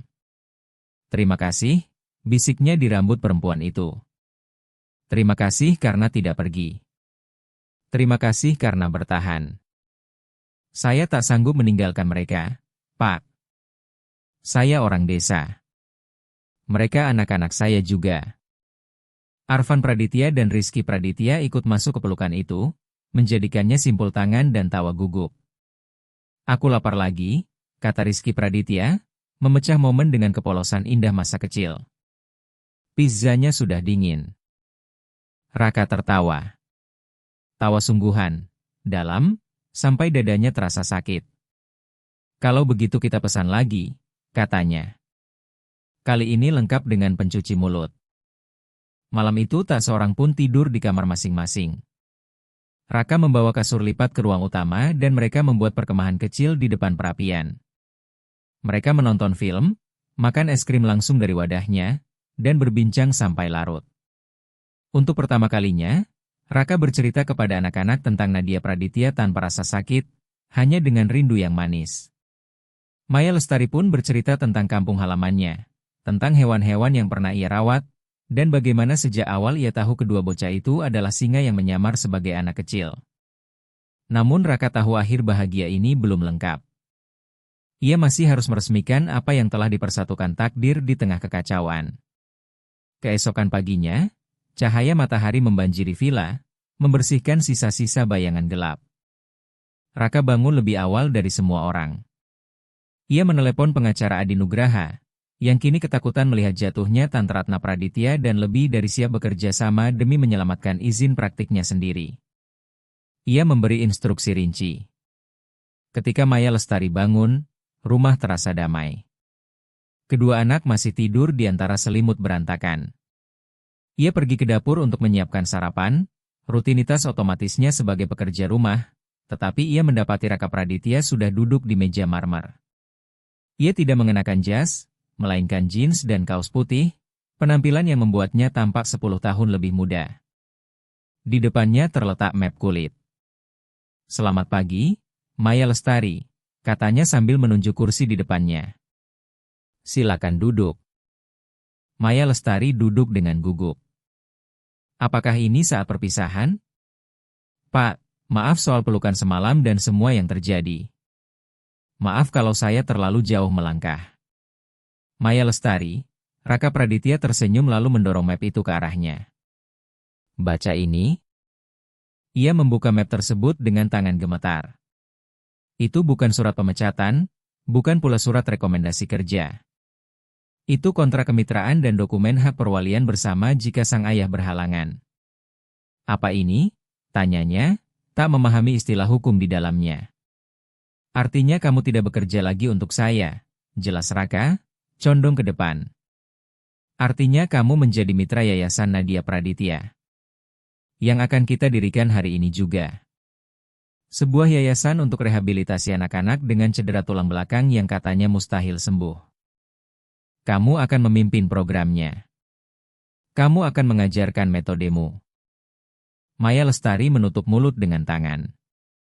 "Tapi Pak, saya tidak punya pendidikan tinggi." "Kamu punya hasil nyata, Maya Lestari. Kamu punya bakat. Kita akan merekrut dokter-dokter untuk meneliti prosesnya, tetapi kamu akan menjadi jiwanya." Raka berhenti sejenak, untuk pertama kali kehilangan ketegasan khas pebisnisnya. "Dan selain itu, aku ingin kamu tinggal di sini. Bukan sebagai pembantu, bukan di kamar belakang. Aku ingin kamu hidup bersama kami sebagai keluarga." Maya Lestari mengangkat wajah. Mata gelapnya bertemu mata pria itu. "Sebagai keluarga? Anak-anakku memujamu. Dan aku mulai sadar aku tak bisa membayangkan rumah ini tanpa dirimu. Aku tidak ingin kamu pergi selamanya." Maya Lestari menutup map itu. Senyum perlahan menerangi wajah lelahnya. "Saya tinggal, Raka," katanya. Itu pertama kalinya ia memanggil namanya tanpa sebutan Pak. Nama itu terdengar seperti musik bagi Raka. Tapi dengan satu syarat. "Apapun. Izinkan saya membawa ibu saya ke sini. Kota ini punya dokter yang lebih baik untuk beliau. Dan beliau membuat kue keju yang akan membuatmu melupakan semua makanan restoran mewah." Raka tertawa lepas lalu mengulurkan tangan di atas meja. "Setuju." 12 bulan berlalu sejak hari ketika Villa Bukit Kemuning berhenti menjadi penjara dan berubah menjadi rumah. Matahari bersinar di taman belakang, namun taman itu bukan lagi taman sunyi dan kaku seperti dulu. Kini tempat itu penuh kekacauan yang membahagiakan. Rumah kaca tua sudah dibongkar, dan di tempatnya berdiri benteng para pejuang, arena bermain yang dilengkapi palang, tali, dan tanjakan menantang, dirancang sendiri oleh Raka Praditya di bawah pengawasan teknis Maya Lestari. Hari itu sedang ada pesta. Ulang tahun ke-9 si kembar. Taman penuh anak-anak, bukan hanya teman sekolah mereka, tetapi juga anak-anak dengan kursi roda, tongkat bantu jalan, dan alat penyangga tubuh. Mereka adalah pasien-pasien pertama yayasan itu. Tawa, teriakan, dan musik memenuhi udara.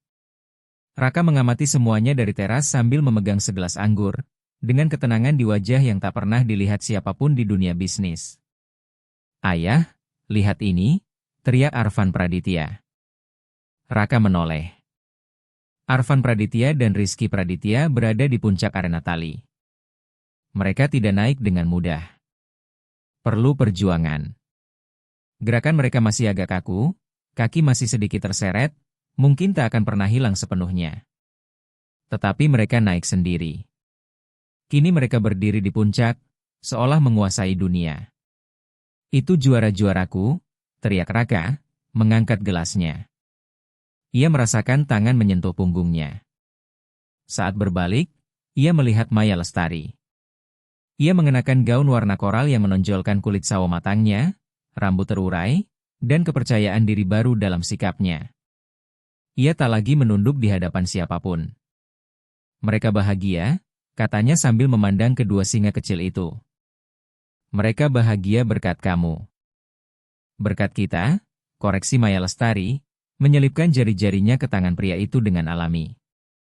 Kamu yang membangun benteng ini. Saya hanya mengajari mereka cara memanjatnya. Raka menatapnya.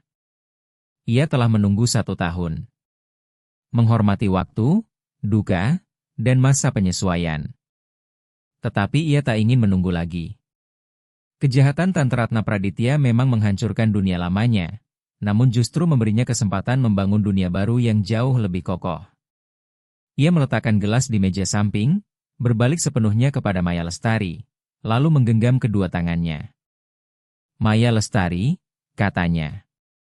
Riuh pesta seolah memudar menjadi latar belakang. Setahun lalu aku menawarimu pekerjaan dan rumah.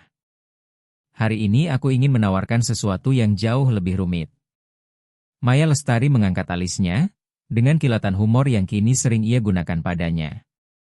Lebih rumit daripada menghadapi 2 anak kembar 9 tahun yang mulai besar? Jauh lebih rumit.